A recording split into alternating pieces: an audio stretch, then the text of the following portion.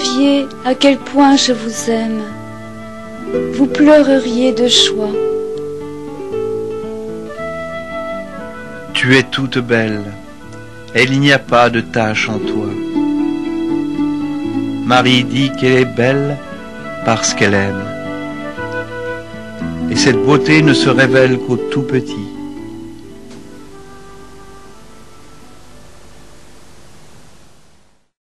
Shortly after Our Lady began appearing to the visionaries, she revealed that she would give each of them 10 secrets.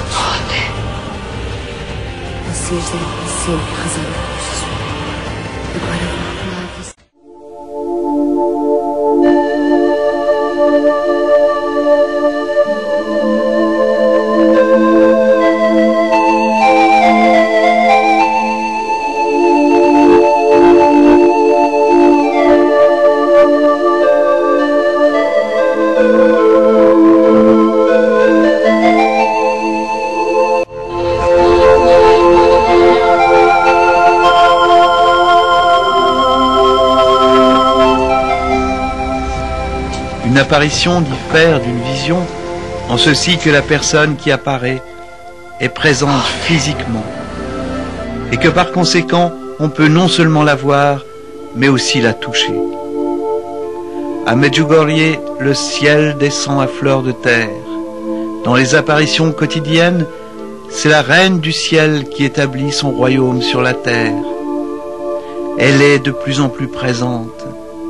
Elle demeure de plus en plus longtemps avec nous pour nous réconforter et nous aider. Cette présence est ressentie aussi par ceux qui ne voient pas. Et notre espérance est grande qu'un jour nous connaîtrons comme nous sommes connus. Nous verrons comme nous sommes vus. Nous verrons Jésus venir sur les nuées avec les saints de tous les temps. Ce royaume que nous commençons à percevoir change complètement notre regard sur la vie et sur le monde. La réalité des choses invisibles est de plus en plus réelle pour nous et notre vie en est transformée.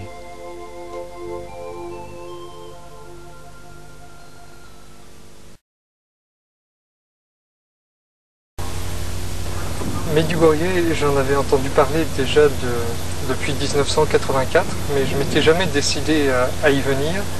Et puis l'année 1988, une amie m'a dit vraiment il faut que tu ailles là-bas, que tu découvres. Je ne savais pas si j'allais venir en tant que scientifique, mais avant de venir en 88, j'ai rencontré un ami de mon père qui est un père jésuite et qui m'a prêté une cassette, la cassette scientifique des travaux du professeur Joyeux en collaboration avec le père Laurentin. Cette cassette, elle date de 1985 et les travaux ont été effectués en 1984, avant, pendant et après l'extase des voyants de Medjugorje. Cette cassette m'a profondément bouleversé, j'étais vraiment enthousiasmé. J'ai compris que c'était des résultats qui n'avaient jamais été publiés auparavant, c'était vraiment une grande première. Et quand je suis venu ici, ça a confirmé mon enthousiasme sur un autre mode, puisque j'étais venu vraiment comme simple pèlerin. Alors les travaux du professeur Joyeux sont vraiment une originalité, car il a fait des électroencéphalogrammes sur les voyants et il s'est aperçu que pendant l'extase, ils étaient en rythme alpha. Leur cerveau était en rythme alpha pendant l'enregistrement d'électroencéphalogrammes. Et ce rythme alpha est un rythme normal qui est défini par sa fréquence, entre 8 et 13 cycles par seconde, normal chez tout le monde. Il suffit pour cela d'être au repos et d'avoir les yeux fermés. Ce qui est extraordinaire chez les voyants, c'est qu'ils ont ce rythme alpha pendant l'extase alors que leurs yeux restent ouverts. Et d'autre part, autre phénomène extraordinaire, c'est cette simultanéité, car à l'époque de l'étude scientifique, 5 voyants avaient les extases régulièrement, tous les jours. Actuellement, nous savons qu'ils ne sont plus que 4. Et ces 5 voyants ont des simultanéités d'agenouillement au début de l'extase, de disparition des voix, Puis, en cours d'extase, vient la prière « Qui êtes aux cieux ?» Alors, on leur a demandé « Mais pourquoi n'avez-vous pas prononcé les 2 premiers mots, le Notre Père ?» Eh bien, disent-ils, c'est que c'est la Sainte Vierge Marie qui les a entonnés. Comment expliquer autrement ce synchronisme? Et puis vient une deuxième période de silence où leur mimique continue. Ils continuent à converser, mais la voix nous est dérobée, la conversation nous est dérobée, c'est une conversation intime qu'ils ont avec l'apparition. Et enfin, vient cette simultanéité, ce synchronisme de l'élévation de la tête et des yeux vers le haut. Et souvent, ils prononcent « Odé, elle est partie ». C'est donc pour moi une observation tout à fait unique en son genre, quelque chose qui n'a jamais été observé. Et je crois que le mérite du professeur Joyeux, puis aussi des médecins italiens en 1985 qui sont venus compléter ces résultats, est de montrer que la collaboration est de nouveau possible entre la science et la foi.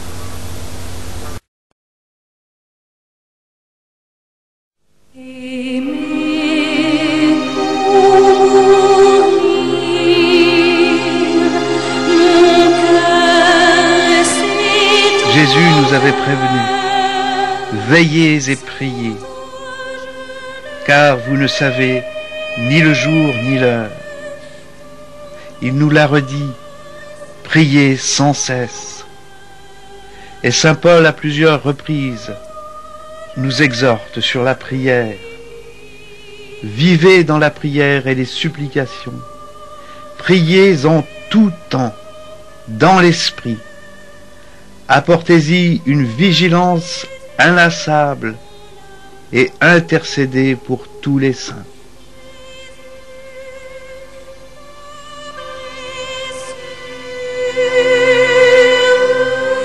Chers enfants, aujourd'hui je vous invite au renouvellement du cœur. Ouvrez-vous à Dieu et donnez-lui toutes vos difficultés et vos croix, pour que Dieu transforme tout en joie. Petits enfants, vous ne pouvez vous ouvrir à Dieu si vous ne priez pas. C'est pourquoi, à partir d'aujourd'hui, décidez de consacrer un temps de la journée uniquement pour rencontrer Dieu dans le silence.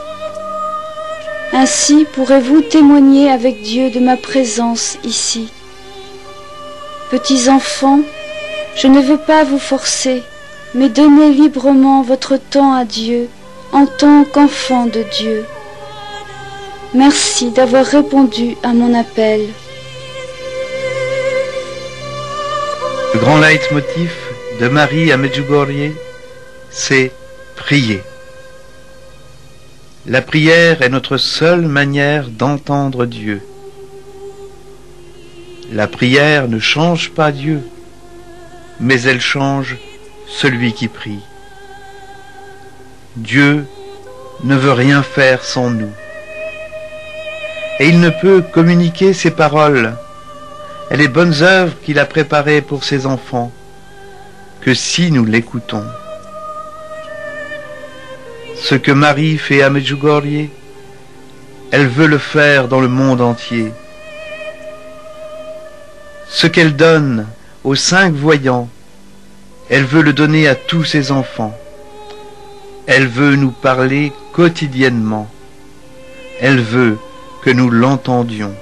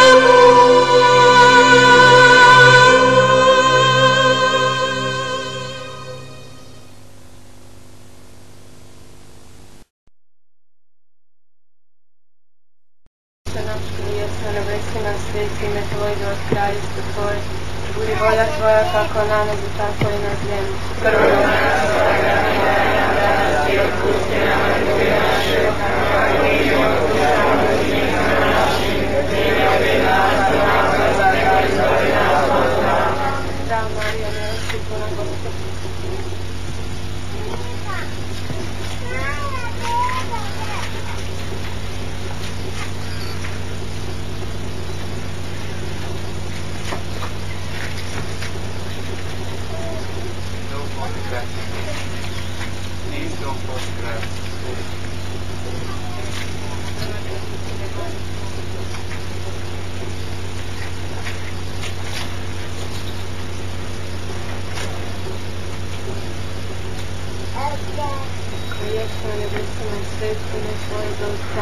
Tvoj, budi volja Tvoja kako na nebu, tako i na zemlji.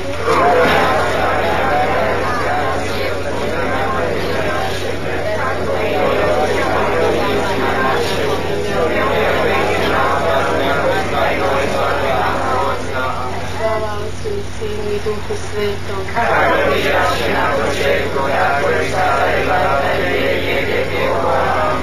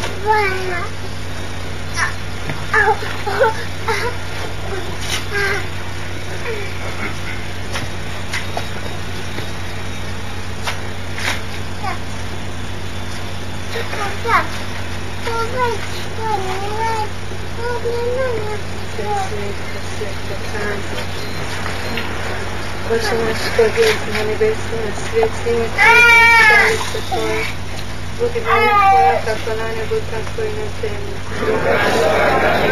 Danas i otpusti nam duge naše, kako i mi otpuštamo dužnicima našim, i ne uvedi nas u napast, nego izbavi nas od zla. U ime Otca i Sina i Duha Svetog, amen. Oče naš koji jesi na nebesima, sveti se ime Tvoje, dođi kraljestvo Tvoje, budi volja Tvoja, kako na nebu, tako i na zemlji. Kruh naš svagda.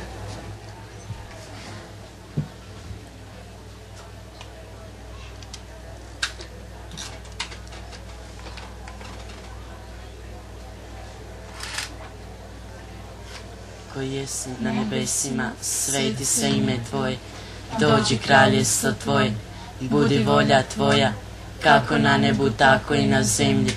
Kruh naš svagdanji daj nam danas i otpusti nama duge naše, kako i mi otpuštamo dužnicima našim, i ne uvedi nas u napast, nego izbavi nas od zla. Slava Otcu i Sinu i Duhu Svetom, kako bijaše na početku, tako i sada i vazda, i u vijeke vjekova. Amen.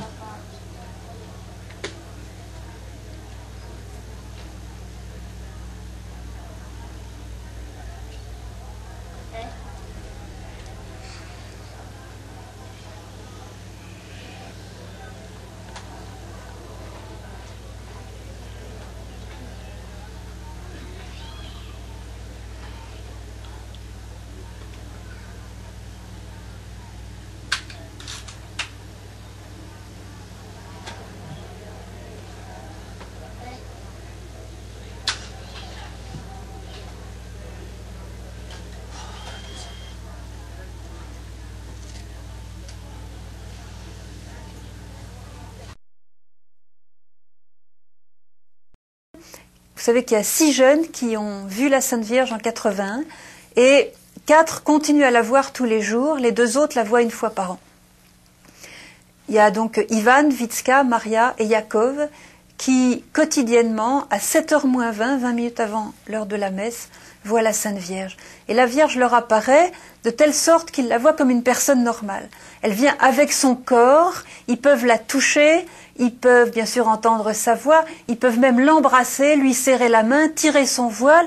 Elle est complètement normale en 3 dimensions avec une pesanteur, un corps, une matière. Bon, comme Jésus, quand il est apparu, il a mangé du poisson, il a dit « touchez-moi ». Là, on peut toucher la Sainte Vierge.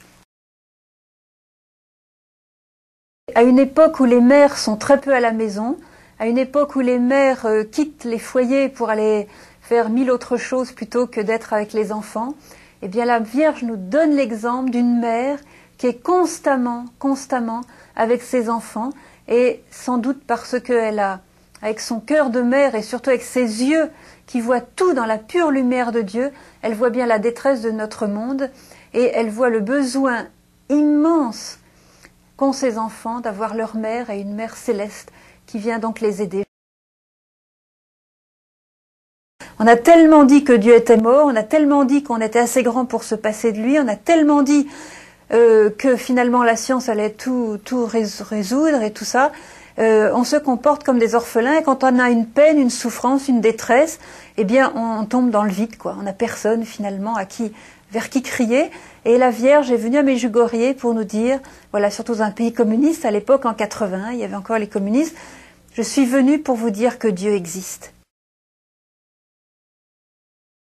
Et lorsqu'elle vient à Medjugorje tous les jours, c'est dans le but de nous visiter profondément, c'est dans le but de nous guérir profondément de cette solitude mauvaise et fausse que nous portons en notre cœur, cette solitude d'orphelin alors que nous ne sommes pas.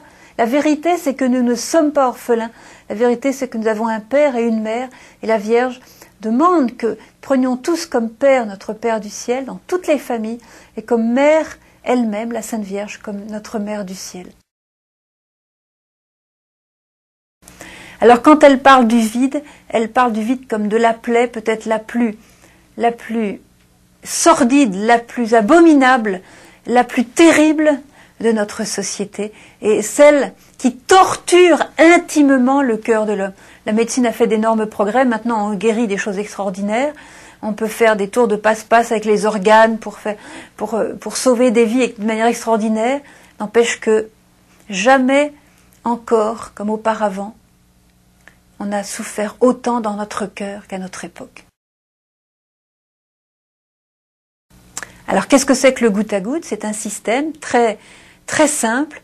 On prend une grande surface d'eau, un lac par exemple, et par un système de tuyaux avec des pressions bien sûr, on attire l'eau dans ces tuyaux qui vont vers les grandes zones désertiques et on plante des petites pousses, alors voilà, des petites pousses de tailles différentes, avec tous les arbres à fruits qu'on peut imaginer.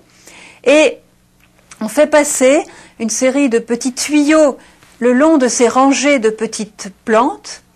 Et au pied de chaque plant, on perce un petit trou dans ces petits tuyaux en plastique noir qui sont au ras de la terre. Et toutes les 10 secondes, le petit trou va dispenser à la petite plante une goutte d'eau. Et par effet de capillarité, l'eau va rentrer dans la terre, juste la quantité qu'il faut pour la plante à cette heure-là de la journée et à ce moment-là de la saison. Alors, selon que c'est à midi ou le soir ou que la plante a telle taille, bien sûr, tout est calculé pour que l'eau soit suffisante pour la croissance de la plante. Et ce goutte à goutte va permettre donc à la plante de croître, de se développer, de vivre et de porter du fruit. Et alors, la Sainte Vierge a cette image. Et elle nous dit, la prière, c'est ce goutte à goutte. Voyez, dans ce vide que nous portons en nous-mêmes et qui nous fait mal et dont nous avons peur, nous avons même l'angoisse du vide. Le vide est le contraire de notre vocation. Donc c'est pour nous une angoisse très profonde. Et la Vierge vient nous sauver de cette angoisse, de ce trou noir, et elle vient elle-même brancher le goutte à goutte Et c'est très beau de voir que dans les choses qu'elle nous enseigne à Medjugorje, les choses qu'elle nous fait redécouvrir, c'est de l'importance de chacun de nous dans le grand plan que Dieu a sur l'humanité. Mais elle dit ça à chacun de nous parce que justement, ayant vu le projet de Dieu sur chacune de nos vies et voulant nous aider à le réaliser dans sa plénitude, elle voit l'importance que chacun a dans le grand plan de Dieu. Et là aussi, il n'y a pas d'exception. Personne ne peut se dire « je suis trop nul, je suis raté, je suis trop enfoncé dans le mal, je suis trop malade, trop faible, trop vieux, trop handicapé ». Non, chacun de nous a son importance et justement par la prière, nous allons connaître le plan de Dieu sur notre vie. On ne va pas le connaître avec l'astrologie, on ne va pas le connaître avec la tireuse de cartes, avec le tarot, avec les tables tournantes, le spiritisme. Tout ça va nous éloigner, tout ça, ça vient de Satan, il faut le dire. C'est divination, tout ça, le spiritisme, là, c'est Dieu a horreur de ces choses-là, c'est de l'abomination complète. Et le Seigneur nous dit, dans la prière, la Vierge nous dit, pardon, dans la prière, vous allez connaître la volonté de Dieu, parce que, justement, ce plan, ce projet que Dieu a sur chacune de nos vies, cette vocation unique et intime que nous portons en nous-mêmes, comme une lettre d'amour codée, eh bien, c'est seulement dans ce cœur à cœur d'amour, dans la prière, que Dieu va pouvoir le murmurer à notre cœur. Et c'est ce que la Sainte Vierge nous dit, chers enfants, lorsque vous avez une croix, offrez-la au Seigneur. Priez devant la croix, parce que par la croix, vous recevez beaucoup de grâce. Et je me souviens que Vitska m'a raconté, lorsque, dans la deuxième année des apparitions, c'était le vendredi saint, la Vierge est apparue aux voyants, donc, dans l'après-midi, en fin d'après-midi. Et ce jour-là, la Vierge est venue avec Jésus. Et la Vierge a dit aux voyants, « Voilà, je suis venue aujourd'hui avec mon Fils, pour que vous voyiez combien il a souffert pour vous. » Et les voyants m'ont dit, « Mais Jésus était là, il se tenait debout à côté d'elle, il avait sa couronne d'épines. Son visage était ravagé, son visage était maculé de sang. Le sang coulait de sa couronne et on voyait les traces des coups qu'il avait reçus sur le visage. Même sa bouche était abîmée, tout son visage était maculé. Il avait son habit rouge et son habit était déchiré. Et on voyait la trace des coups qu'il avait reçus lors de la flagellation. Mais le regard de Jésus... J'ai dit à Vitska, est-ce que Jésus aussi vous a parlé? Et Vitska m'a dit non. Jésus n'a prononcé aucune parole. Mais son regard était pour nous plus qu'une parole. Pour conclure, je dirais une simple chose qui est très forte à Medjugorje, qu'on découvre à Medjugorje, c'est que le secret de la vie nous est donné par la Vierge et elle-même a tellement vécu avec Jésus, elle est tellement proche de Jésus, elle est tellement une avec Jésus que celui qui s'abandonne complètement à elle et qui donne son cœur à la Sainte Vierge et qui en même temps reçoit le cœur de la Sainte Vierge, toutes ces choses lui sont révélées. La Sainte Vierge donne les messages qui sont une école pour l'amour, une école pour la vie, pour être vraiment vivant, mais la plus grande école, le plus grand enseignement que nous donne la Vierge à Medjugorje, il nous est donné, nous est communiqué à travers son cœur, et je conclurai en disant, heureux celui qui vient prendre le cœur de la Sainte Vierge, et dans ce cœur, nous allons apprendre à aimer Jésus. Dans ce cœur, nous allons apprendre à être un avec Jésus, et être un avec Dieu, c'est le but de notre vie, et la Vierge nous y aide.